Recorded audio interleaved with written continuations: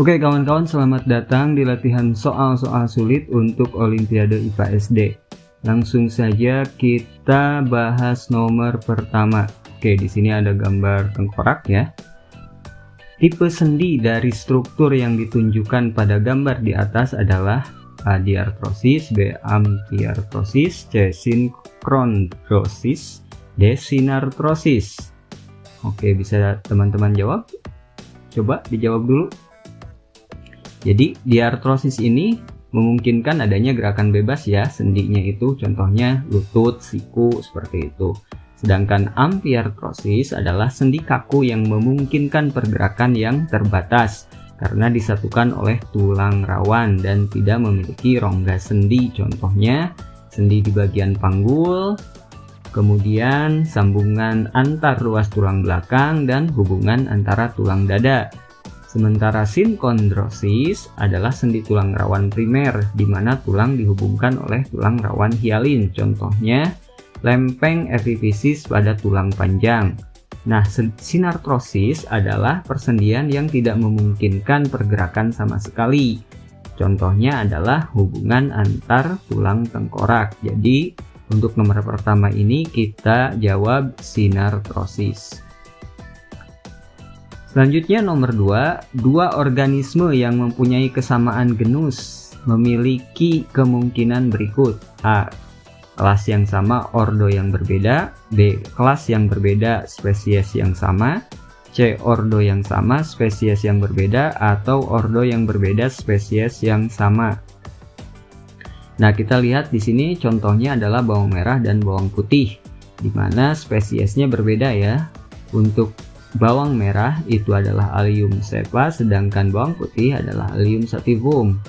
Di sini kita lihat bahwa genusnya itu sama-sama Allium, jadi genus yang sama. Dari contoh ini bisa kita lihat jika organisme ini memiliki genus yang sama, maka famili, ordo, kelas, divisi, dan kerajaannya itu juga sama ya. Jadi bisa kita simpulkan adalah ordo yang sama, spesiesnya yang berbeda. Jadi kita pilih opsi C untuk nomor 2.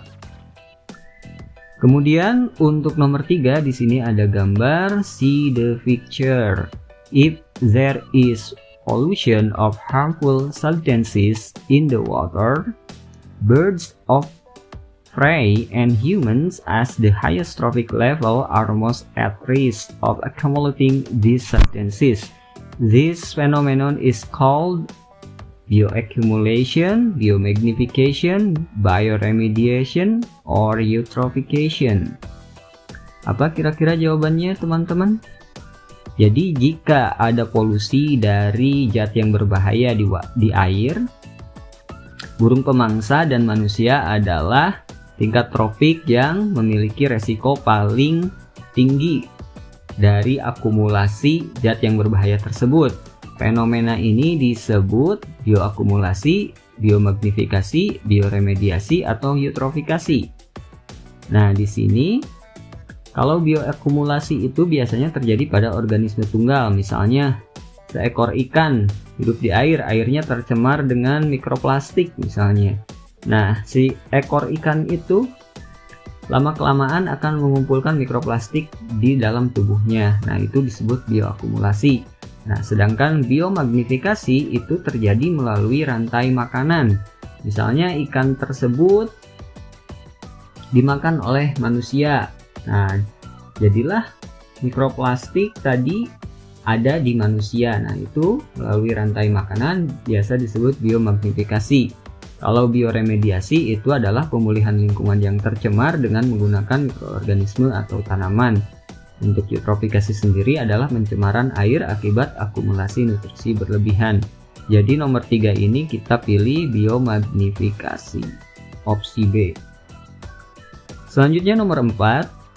Fungsi klorofil dalam fotosintesis adalah A. Tempat berlangsungnya fotosintesis, B. Penangkap energi cahaya, C. Pengikat karbon dioksida, D. Pembentuk senyawa glukosa.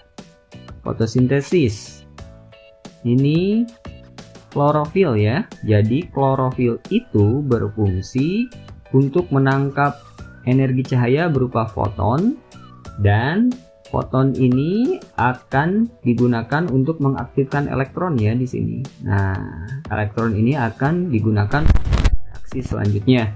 Jadi fungsi dari klorofil adalah penangkap energi cahaya. Kita pilih opsi B. Selanjutnya di sini ada tumbuhan kantong semar ya, Nepenthes sp. Tumbuhan tersebut menggunakan kantung berisi cairan untuk menjebak serangga. Kemudian dicerna menggunakan enzim untuk diserap sebagai nutrien. Pernyataan yang tidak tepat berkaitan dengan tumbuhan tersebut adalah tidak tepat ya. A. Perilaku tersebut dilakukan untuk memenuhi kebutuhan nitrogen. B. Termasuk tumbuhan karnivora karena tidak dapat berfotosintesis. C. Menghasilkan enzim protease untuk mencerna mangsa yang terjebak. D. Kantung jebakan merupakan modifikasi dari daun. Oke, untuk Nepenthes ini dia mempunyai klorofil ya, tetap mempunyai klorofil, dan warna terangnya itu berfungsi untuk menarik mangsa. Tanaman ini juga menyeimbangkan energi dari fotosintesis dan nutrisi tambahan nitrogen dari serangga yang dimangsa ya. Jadi kebutuhan nitrogennya itu betul, termasuk karnivora. Karena tidak dapat berfotosintesis ini salah ya, karena tidak di sini ada tidak dapat berfotosintesis. Nah, ini pernyataan yang salah. Jadi kita pilih opsi B ya. Karena yang ditanya adalah pernyataan yang tidak tepat. Oke. Selanjutnya nomor 6. Di sini ada sistem pencernaan. See the figure below.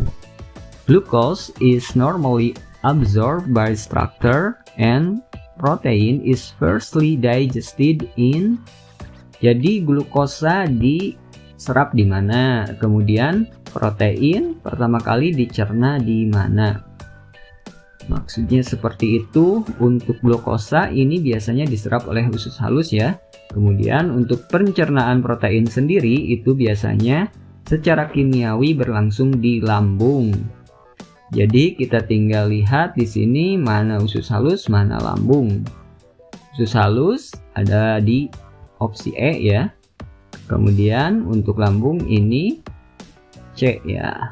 Jadi kita pilih opsi B. E dan C. Kemudian nomor 7. Berikut ini pernyataan yang tidak berkaitan dengan karakteristik tumbuhan yang beradaptasi pada lingkungan yang miskin unsur hara. A. Memiliki laju transpirasi yang tinggi. B. Memiliki luas permukaan akar yang besar. C. Memiliki rata-rata pertumbuhan yang rendah. D. Akar bersimbiosis dengan jamur membentuk mikoriza. Nah, ini unsur haranya miskin, jadi dia harus memperlebar atau memperluas permukaan akar ya. Kemudian rata-rata pertumbuhannya rendah dan dia juga bersimbiosis. Nah, yang salah adalah memiliki laju transpirasi yang tinggi. Karena transpirasi itu biasanya untuk tanaman yang kelebihan air, yang lingkungannya ada di lingkungan air yang tinggi, biasanya adalah tumbuhan hidrofit. Jadi kita pilih opsi A ya. Memiliki laju transpirasi yang tinggi itu biasanya tanaman hidrofit. Kemudian nomor 8, makanan yang disimpan dalam lemari es tidak mudah membusuk. Hal tersebut disebabkan A. Enzim pada tubuh bakteri tidak bekerja. B. Bakteri pembusuk mati. C. Bakteri pembusuk cepat berkembang biak. D. Endospora tidak dapat tumbuh. Nah, di sini fungsi dari lemari es itu untuk tempat yang bersuhu rendah ya, karena suhu rendah itu dapat memperlambat aktivitas metabolisme sehingga menghambat pertumbuhan mikroba pembusuk.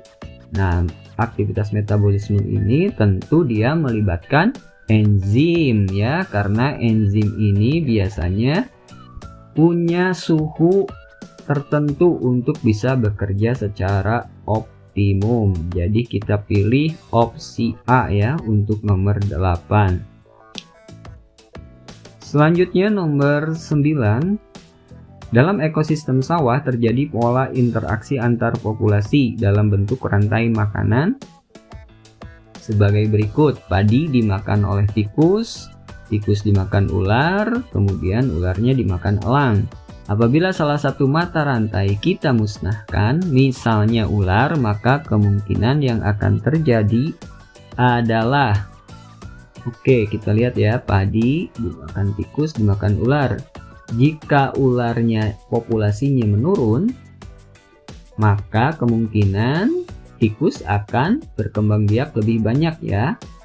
Tikus akan bertambah banyak karena ularnya sedikit.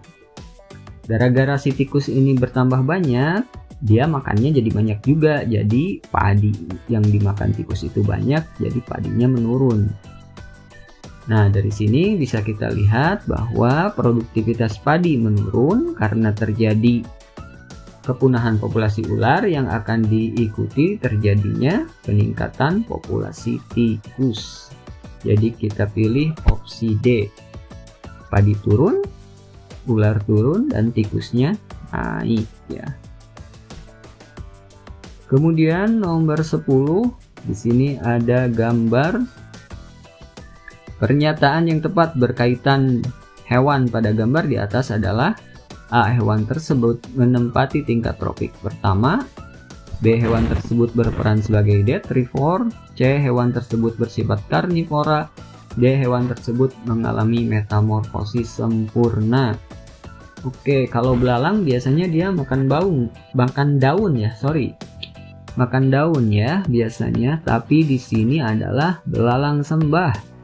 Nah, si belalang sembah ini adalah hewan karnivora. Dia bisa makan jangkrik atau makan serangga juga yang lain. Nah, metamorfosisnya ini dia, kalau belalang adalah metamorfosis tidak sempurna atau hemimetabola. Jadi kita pilih opsi C untuk nomor 10.